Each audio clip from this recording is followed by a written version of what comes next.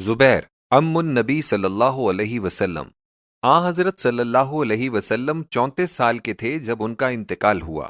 حلف الفضول کے قیام میں انہوں نے بہت سعی کی تھی، اس سے ان کی نیکی اور رحم دلی کا حال معلوم ہوتا ہے۔ زبیر شاعر فصیح البیان تھے، اپنے والد کے وصی تھے۔ ان کا ایک فرزند عبداللہ اور 2 لڑکیاں زباعہ اور ام حکم صحابی ہیں۔ عبداللہ ابن زبیر رضی اللہ عنہ جنگ اجنادین میں جو بعہد خلافت صدیق ہوئی شہید ہوئے تھے۔ ان کی لاش کے گرد دشمنوں کی لاشوں کا ڈھیر لگا ہوا تھا، جس سے واضح تھا کہ کیسی شجاعت کے بعد انہوں نے جان بجان آفریں دی تھی۔ نبی صلی اللہ علیہ وسلم ان کو ابن امی و حبی، میرے چچا کا بیٹا اور میرا پیارا فرمایا کرتے تھے۔ امات النبی صلی اللہ علیہ وسلم ام حکیم بیضہ امت النبی صلی اللہ علیہ وسلم حضرت عبداللہ و ابو طالب و زبیر کی حقیقی بہن ہیں۔ ان کا نکاح قریظ بن ربیعہ بن حبیب بن عبد شمس بن مناف سے ہوا تھا۔ ان کے فرزند کا نام عامر تھا، جو فتح مکہ کے دن مسلمان ہوئے تھے۔ ان کا بیٹا عبداللہ بن عامر بھی صحابی ہے، جسے حضرت عثمان غنی رضی اللہ عنہ نے والی خراسان بنایا تھا۔ ام حکیم کی دختر اروا ہیں، جو عثمان ذو النورین کی والدہ ہیں۔ امیمہ امت النبی صلی اللہ علیہ وسلم، ان کا نکاح جہش بن رباب سے ہوا تھا۔ ام المومنین زینب رضی اللہ عنہا اور ام حبیبہ رضی اللہ عنہا اور حمنہ رضی اللہ عنہا دختران اور عبداللہ بن جہش رضی اللہ عنہ ان کے پسر ہیں۔ ام حبیبہ اہلیہ عبد الرحمن بن عوف ہیں۔ حمنہ کا پہلا نکاح مصعب بن عمیر رضی اللہ عنہ سے، دوسرا نکاح حضرت طلحہ بن عبداللہ سے ہوا۔ اس نکاح سے محمد اور عمران 2 فرزند ہوئے تھے، جو اپنی ماں سے روایت کرتے ہیں۔ عبداللہ بن جہش یوم احد کو شہید ہوئے اور اپنے ماموں حمزہ کے ساتھ مدفون ہوئے۔ عاتکہ امت النبی صلی اللہ علیہ وسلم، انہوں نے جنگ بدر سے چند یوم پہلے ایک خواب دیکھا تھا۔ کافروں نے یہ خواب سنا تو خوب ہنسی اڑائی کہ اب تو ہاشم کی لڑکیاں بھی نبوت کرنے لگیں، لیکن نتیجہ وہی نکلا جیسا کہ خواب میں ان کو دکھایا گیا تھا۔ خواب یہ تھا کہ ایک سوار ہے، اس نے کوہ بو قبیس سے ایک پتھر اٹھایا ہے اور رکن کعبہ پر کھینچ مارا ہے۔ اس پتھر کے ذرہ ذرہ ریزے ہو گئے، ہر ایک ریزہ قریش کے ہر ایک گھر میں جا پہنچا، البتہ بنو زہرہ بچے رہے۔ عاتکہ بامانی طاہرہ ہے۔ صفیہ امت النبی صلی اللہ علیہ وسلم، امیر حمزہ رضی اللہ عنہ کی حقیقی بہن ہیں۔ ان کا پہلا نکاح حارث بن حرب بن امیہ سے ہوا تھا۔ وہ مر گیا تو نکاح ثانی عوام بن خویلد بن اسد سے ہوا۔ عوام حضرت ختیجہ رضی اللہ عنہا کے برادر حقیقی ہیں۔ اس نکاح سے حضرت زبیر پیدا ہوا، جو عشرہ مبشرہ میں سے ہیں، یعنی حضرت زبیر حضرت ختیجہ رضی اللہ عنہا کے بھتیجے اور نبی صلی اللہ علیہ وسلم کے پھپیرے بھائی ہیں۔ صائب بن عوام بھی ان کے فرزند ہیں، جو غزوات بدر و خندق میں اور جنگ یمامہ میں نبرد آزما ہوئے تھے۔ صفیہ حضرت حمزہ کی حقیقی بہن ہیں۔ انہوں نے جنگ خندق میں ایک یہودی کو قتل بھی کیا تھا۔ نبی صلی اللہ علیہ وسلم نے ان کو مال غنیمت میں سے حصہ عطا فرمایا تھا۔ انہوں نے اپنی قوت ایمانیہ کے کمال کا ثبوت جنگ احد میں دیا تھا۔ حضرت حمزہ رضی اللہ عنہ جیسے بھائی کو خاک و خون میں دیکھا، ان کی لاش کو بے حرمت شدہ پایا، پھر بھی نہ روئیں نہ چلائیں، بلکہ دعا کر کے چلی آئیں۔ برہ امت النبی صلی اللہ علیہ وسلم، ان کا نکاح عبد الاسد بن ہلال بن عبداللہ بن عمر بن مخزوم القرشی سے ہوا تھا۔ ابو سلمہ عبداللہ انہی کے فرزند ہیں، جو ام المومنین ام سلمہ رضی اللہ عنہا کے شوہر اول ہیں۔ ابو سلمہ کا شمار اسلام میں داخل ہونے والوں میں 11واں ہے۔ ابو سلمہ کا حال ام المومنین ام سلمہ رضی اللہ عنہا کے احوال میں ہے۔ اروا امت النبی صلی اللہ علیہ وسلم، نبی صلی اللہ علیہ وسلم کے والد کی حقیقی بہن ہیں۔ ابن سعد اور ابن قیم نے ان کے اسلام کی تصدیق کی ہے، اور واقدی نے روایت کیا ہے کہ جب ان کے فرزند طلیب نے ماں کو اپنے اسلام کی خبر سنائی تو اروا خاتون نے کہا، ان احق من وازرت وعزت ابن خالك لو كنا نقدر على ما يقدر عليه الرجال لمنعناه وذببناه عنه۔ ترجمہ: تیرے لیے تیرے ماموں کا بیٹا سب سے بڑھ کر خدمت اور مدد کا حقدار ہے۔ بخدا اگر ہم عورتوں کو مردوں جیسی طاقت ہوتی تو ہم اس کا بچاؤ کیا کرتیں اور اس کے دشمنوں کا جواب دیا کرتیں۔ اروا نے نبی صلی اللہ علیہ وسلم کی وفات پر مندرجہ ذیل اشعار کہے تھے۔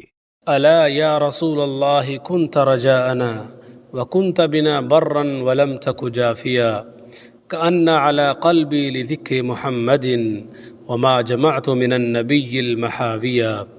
اروا کا نکاح عمیر بن وہب بن قصی سے ہوا تھا۔ ان کے فرزند طلیب قدیم الاسلام تھے۔ ان کا شمار مہاجرین اول میں ہوتا ہے۔ انہوں نے اول ہجرت حبشہ کی اور پھر ہجرت مدینہ۔ بعض کے نزدیک طلیب پہلے شخص تھے جنہوں نے راہ خدا میں خون بہایا۔ بعض کے نزدیک سعد بن ابی وقاص ہیں۔ جنگ بدر میں حاضر ہوئے، واقعہ اجنادین میں شہید ہوئے، اولاد نہیں چھوڑی۔ عبداللہ والد النبی صلی اللہ علیہ وسلم باپ کے لاڈلے فرزند تھے۔ عبد المطلب نے منت مانی تھی کہ اگر خدا تعالیٰ اسے 10 فرزند عطا فرمائے گا تو وہ ایک کو تقرب الہی کے لیے ذبح کرے گا۔ جب عبد المطلب کے گھر 10 فرزند پیدا ہو چکے تب انہوں نے اپنی منت کو پورا کرنے کا ارادہ کیا۔ قرعہ ڈالا گیا تو عبداللہ کے نام کا قرعہ نکلا۔ عبداللہ نے باپ کی خوشنودی اور مرضات الہی کے لیے قربان ہونا منظور کر لیا، لیکن ابو طالب نے اپنے برادر شفیق کے لیے مزاحمت کی اور اشعار ذیل میں اپنا مدعا باپ سے بیان کیا۔ کلا ورب البیت ذی الانصاب ما ذبح عبد اللہ بالتلعاب یا شیب ان الریح ذو عقاب ان لنا جرہ فی الخطاب۔ اقوال صدق کا سودائے لغاب، حضرت عبداللہ کے ننیال بھی اس مزاحمت میں شریک ہو گئے۔ مغیرہ بن عبداللہ بن عمر بن مخزوم نے کہا، یا عجبا من فعل عبد المطلب وذبحہ ابنا کتمثال الذہب کلا وبیت اللہ مستور الحجب ما ذبح عبد اللہ فینا باللعب۔ آخر فیصلہ ہوا کہ ایک مشہور کاہنہ جو کچھ کہہ دے اس کے مطابق عمل کیا جائے۔ کاہنہ نے کہا کہ قرعہ اونٹوں پر ڈالنا چاہیے، اور جب عبداللہ کو چھوڑ کر اونٹوں کا قرعہ نکلے اتنے اونٹ قربانی کر دینے چاہیے۔ قرعے کا آغاز 10 اونٹوں سے کیا گیا، پھر 20، 30، 40، 50، 60، 70، 80، 90 تک بڑھاتے گئے۔ ہر دفعہ عبداللہ کا نام نکلا، لیکن جب اونٹوں کی تعداد 100 کر دی گئی تب قرعہ اونٹوں کا نکل آیا، اور عبد المطلب نے بیٹے کے فدیہ اور اپنی منت کے بدلے میں 100 اونٹ قربان کر دیے۔ اس میں شک نہیں کہ انسانی قربانی ایک وحشیانہ رسم ہے، لیکن یہ رسم اس زمانے تک ہر ایک ملک میں پائی جاتی تھی، اور ہند، یونان، مصر و ایران، چین و افریقہ کے ممالک میں برابر جاری تھی۔ عبد المطلب کے اس فعل میں اگر کوئی ندرت ہے تو یہ ہے کہ اس نے یہ منت خالص خدائے پاک کے لیے مانی تھی، کسی دیوتا یا بت کے لیے نہیں، جیسا کہ اس رسم کے پابند لوگ کلیتاً غیر اللہ کے لیے ہی کیا کرتے ہیں۔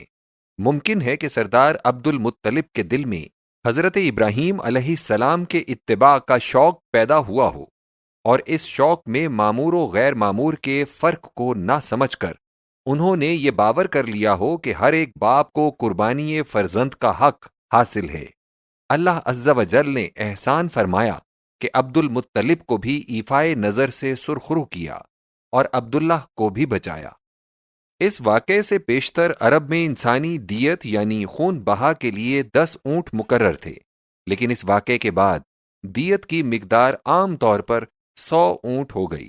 گویا عبد المطلب کے خلوص اور سردار عبداللہ کی اطاعت پدری کا یہ نتیجہ نکلا کہ سارے ملک میں انسان کی قدر و قیمت بڑھ گئی، اور یہ ظاہر ہے کہ دیت کی مقدار میں 10 چند ترقی ہو جانے سے واردات قتل کے شمار میں ضرور نمایاں کمی ہو گئی ہوگی، اور اس طرح یہ واقعہ تمام ملک اور بنی نوع انسان کے لیے یمن و برکت کا موجب بن گیا۔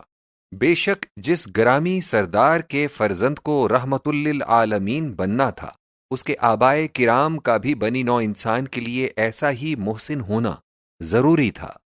سردار عبداللہ کی عفت نفس کا ایک واقعہ ابو نعیم و خرائطی و ابن عساکر نے ابن عباس رضی اللہ عنہ سے بیان کیا ہے کہ فاطمہ بنت مر الخس امیہ نے ان سے اظہار محبت کیا اور اپنی جانب متوجہ کرنے کے لیے 100 اونٹوں کا عطیہ بھی ان کو دینا چاہا، لیکن انہوں نے اس درخواست کے جواب میں یہ قطع پڑھ کر سنایا: اما الحرام فالممات دونه والحل لا حل فاستبينه فكيف بالامر الذي تبغينه يحمى الكريم عرضه ودينه۔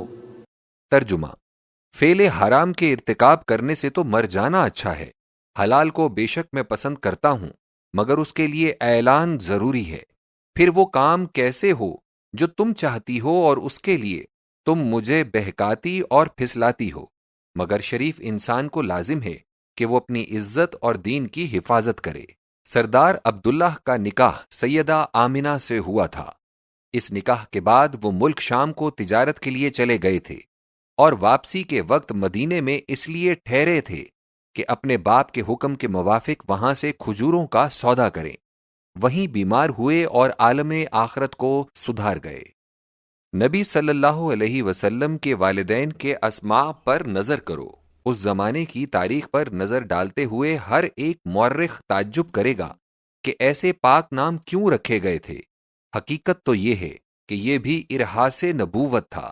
جس بچے کو باپ کے خون سے عبودیت الہی اور ماں کے دودھ سے امن عامہ کی گھٹی ملی ہو، کچھ تعجب نہ کرنا چاہیے کہ وہ محمود الافعال، حمید الصفات اور تمام دنیا کی زبان سے محمد کہلائے صلی اللہ علیہ وآلہ واصحابہ وسلم۔ سردار عبداللہ کا انتقال 25 سال کی عمر میں ہوا تھا، جب نبی صلی اللہ علیہ وسلم ہنوز شکم مادر ہی میں تھے۔ سیدہ آمنہ ام النبی صلی اللہ علیہ وسلم نبی کریم صلی اللہ علیہ وسلم کی والدہ ہیں۔ ان کے والد بنو زہرہ کے سردار قریش میں نہایت محترم تھے۔ سیدہ آمنہ نے اپنے چچا وہیب کی حضانت میں پرورش پائی تھی۔ وہیب بھی اپنے بھائی کی طرح قوم کا سید اور مطاع تھا۔ سیدہ آمنہ کا سلسلہ نسب یہ ہے: آباؤہا امہاتہا وہب برہ بنت اب عبد العزیٰ بن عثمان بن عبد الدار بن قصی، سلسلہ 5 آبائے نبوی۔ ام حبیب بنت اسد بن عبد العزیٰ بن قصی، سلسلہ 5 آبائے نبوی۔ عبد مناف قیلہ بنت اب دخیر بن غالب بن حارث من الخزاع۔ سلمہ بنت لوی بن غالب، سلسلہ 10 آبائے نبوی۔ زہرہ جمل بنت اب مالک بن قصیہ بن سعد بن ملیح من الخزاع۔ کلاب فاطمہ بنت اب سعد بن سیل من الازد۔ ظریفہ بنت قیس۔ اس سلسلے سے واضح ہوگا کہ زہرہ اور قصی بن کلاب دونوں برادر شقیق تھے۔ سیدہ آمنہ نکاح کے پہلے ہی ہفتے میں امانت دار نور نبوی محمدی بن گئی تھیں۔ ان کا بیان ہے کہ مجھے بوڑھی عورتوں نے کہا کہ حمل کے دنوں میں کچھ لوہا گردن میں لٹکا لو اور کچھ بازوؤں پر باندھ لو۔ میں نے ایسا ہی کر لیا، مگر چند روز کے بعد دیکھا کہ وہ لوہے کی چیزیں کہیں گر پڑی تھیں۔ پھر میں نے کچھ بھی نہ باندھا۔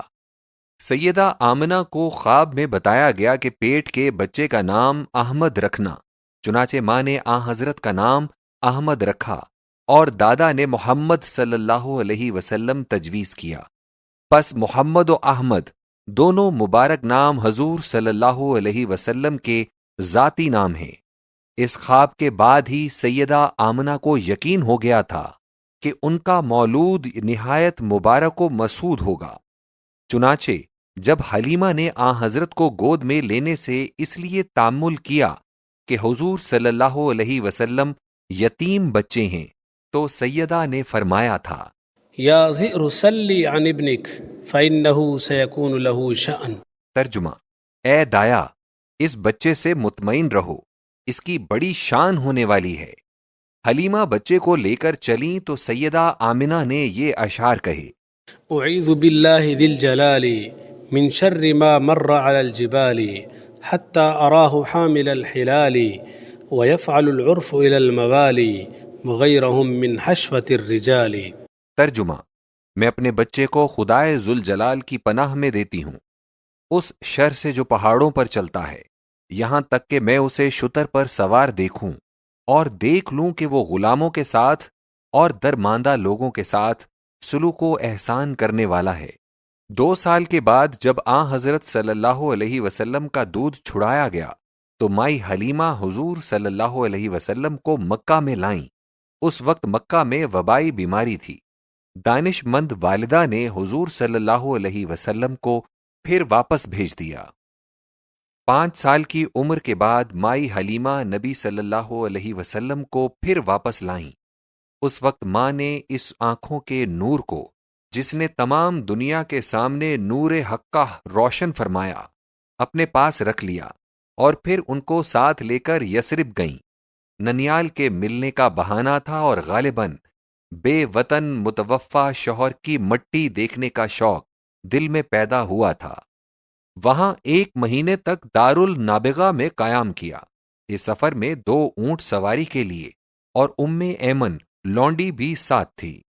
ایمن برکہ بن ثعلبہ بن عمر بن حسین بن مالک بن سلمہ بن عمر بن نعمان سردار عبداللہ کی لونڈی خادمہ تھیں۔ نبی صلی اللہ علیہ وسلم کو ورثے میں ملی۔ نبی صلی اللہ علیہ وسلم ان کی بہت عزت کیا کرتے تھے اور فرمایا کرتے تھے، امی بعد امی، اور ان کے مکان پر جایا کرتے تھے۔ ان کا پہلا نکاح عبید الحبشی سے ہوا، جس سے ایمن پیدا ہوا۔ دوسرا نکاح زید بن حارثہ سے ہوا، جس سے اسامہ پیدا ہوئے۔ ابو بکر صدیق اور عمر فاروق رضی اللہ عنہم بھی اپنے خلافت کے ایام میں ایمن کی زیارت کو ان کے گھر جایا کرتے تھے۔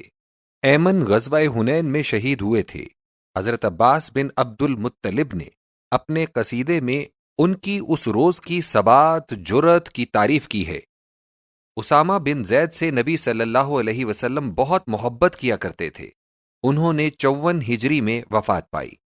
حضور صلی اللہ علیہ وسلم کا یہ ارشاد فاطمہ بنت اسد بن ہاشم کے بارے میں منقول ہے، جو حضرت علی بن ابی طالب کی ماں تھیں۔ دیکھیے المعجم الکبیر للطبرانی۔ نبی صلی اللہ علیہ وسلم جب 47 سال کے بعد مدینہ میں ہجرت فرما کر تشریف لے گئے تو بچپن کی سب باتوں کو یاد کر کے ان کا ذکر فرمایا کرتے تھے کہ یہاں ایک لڑکی انیسہ ہوتی تھی جو ہمارے ساتھ کھیلا کرتی تھی، اور اس گھر میں میرے والد کی قبر اس جگہ بنائی ہوئی تھی، اور بنو عدی بن نجار کی باولی میں خوب تیرنا سیکھ گیا تھا۔ اس قلعے کے اوپر پرندہ آ بیٹھا کرتا تھا، بچے اسے اڑایا کرتے تھے۔ اس گھر میں میری ماں یہاں بیٹھا کرتی تھی۔ سیدہ آمنہ رضی اللہ عنہا 1 ماہ قیام یثرب کے بعد مکہ کو واپس ہوئیں تو مقام ابوا پہنچ کر ان کا انتقال ہو گیا۔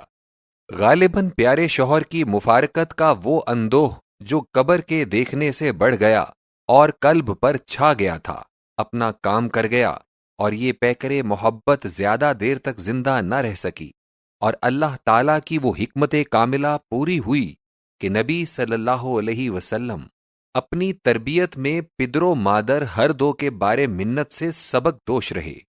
سیدہ آمنہ رضی اللہ عنہا کے اشعار اپنے شوہر کی وفات پر درج ذیل ہیں۔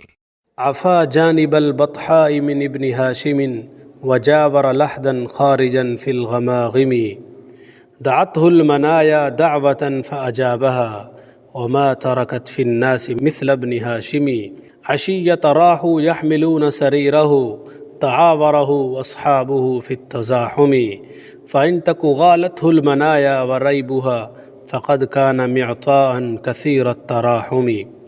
ترجمہ: ہاشم کا ایک فرزند بطحا کی جانب جا کر چھپ گیا، وہ لحد میں بہادروں کی جانب بانگ و خروش کے ساتھ جا سویا، موت نے اسے پکارا اور وہ چلا گیا، افسوس کہ موت نے اس کا نظیر بھی دنیا میں کوئی نہ چھوڑا۔ اس کے دوست شام کے وقت اس کی لاش اٹھا لے چلے اور از راہ محبت وہ نوبت بنوبت کاندھا بدلتے اور اس کے اوصاف باری باری بیان کرتے تھے۔